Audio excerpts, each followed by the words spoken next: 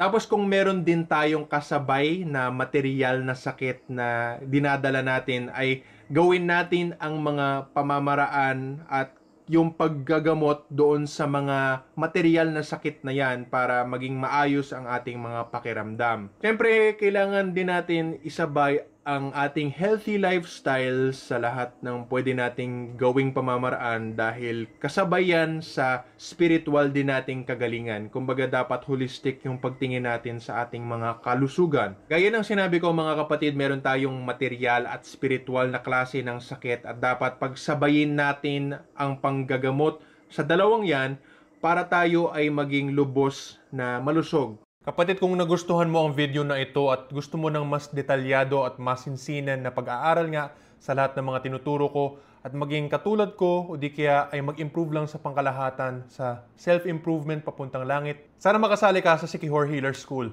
Ito ang exclusive membership site ko na may bayad ayon sa level ng membership na gusto mong i-avail. Sana magkita-kita tayo sa loob ng Sikihor Healer School. Salamat po at God bless.